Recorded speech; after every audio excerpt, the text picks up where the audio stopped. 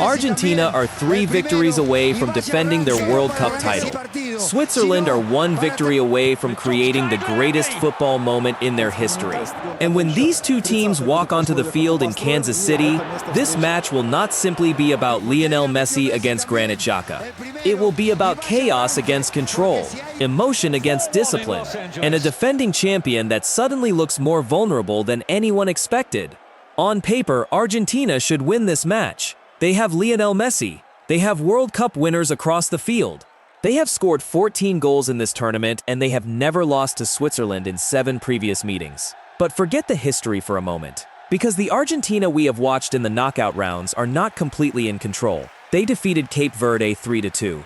Then they defeated Egypt 3-2. 2 victories, 6 goals scored, but also 2 matches filled with defensive mistakes, nervous moments, and late drama. Against Egypt, Argentina were 11 minutes away from elimination. They were losing 2-0. Their passing had become rushed. Their defensive shape was breaking apart. Even Lionel Messi had missed a penalty. And then everything changed. Cristian Romero pulled 1 goal back, Messi scored the equalizer, and Enzo Fernandez completed the comeback with an extra-time header. It was one of the most emotional victories of the tournament, but it also revealed something dangerous. Argentina still have the heart of champions, but right now, they are giving opponents too many opportunities. They have conceded in each of their last 3 matches, and Switzerland are exactly the kind of team that can punish one careless moment. The biggest story, of course, is Lionel Messi. 39 years old, 8 goals at this World Cup, 21 goals across his World Cup career, and once again, Argentina's entire tournament appears to be moving around his left foot. Messi no longer needs to control every minute. Sometimes he walks, sometimes he stays away from the ball. Sometimes he appears almost disconnected from the match, but that is the trap, because the moment Switzerland lose their midfield shape, Messi will move into the space between Granit Xhaka, Remo Freuler, and the Swiss center-backs. 1 touch to turn, 1 pass toward Julian Alvarez, 1 combination with Alexis Mac Allister, and suddenly, a controlled match becomes an emergency. Argentina do not need Messi to run continuously. They only need him to receive the ball 3 or 4 times in dangerous areas. That is why Switzerland's plan cannot simply be to surround Messi with defenders. If they move too many players toward him, Enzo Fernandez can attack from deep. Rodrigo de Paul can make an outside run. Alvarez can move behind Manuel Akanji and Nico Elvedi.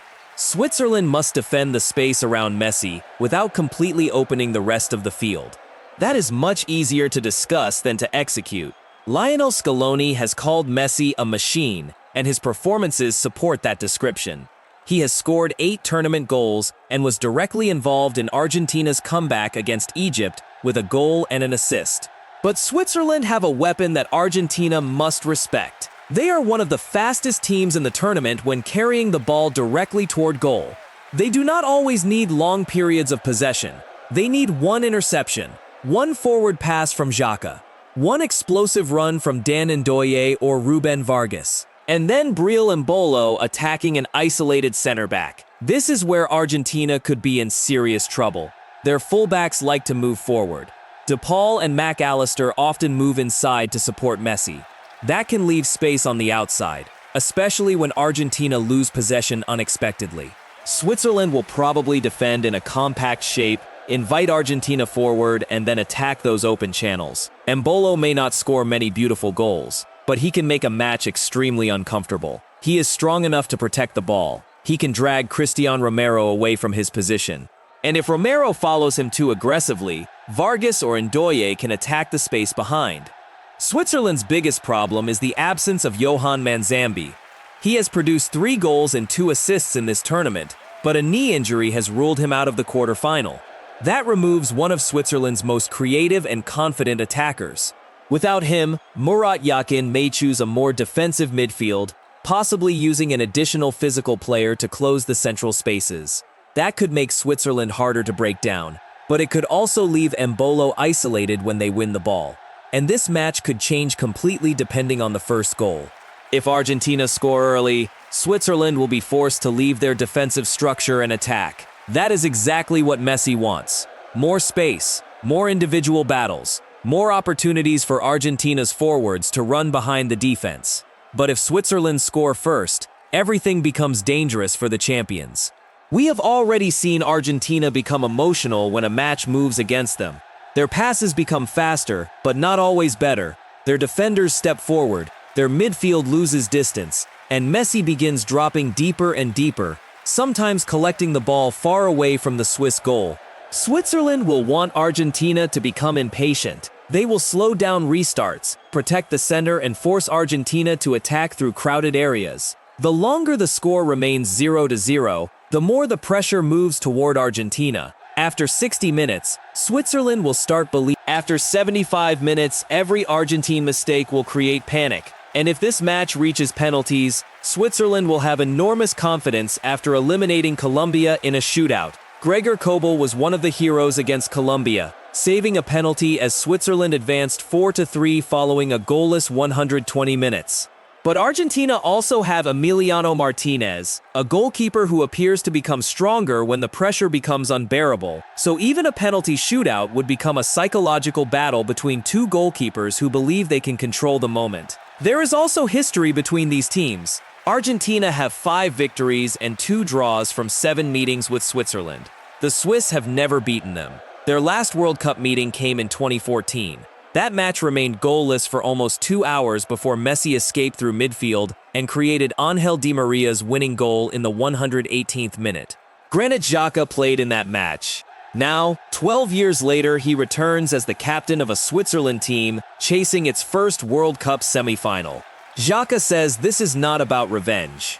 But when he looks across the field and sees Messi again, he will remember how close Switzerland came. One moment separated them in 2014. One moment could separate them again. Argentina are the favorites. They have more attacking quality, more knockout experience, and the most decisive player in the competition. But this is not the comfortable matchup that some people believe it is. Switzerland have lost only once in their last 19 matches. They are organized, physical, patient, and completely comfortable playing without the ball. Argentina will probably dominate possession. They will probably create more chances, but domination does not guarantee safety. The key question is whether Argentina can control their emotions when Switzerland refuse to disappear. My prediction is Argentina 2, Switzerland 1.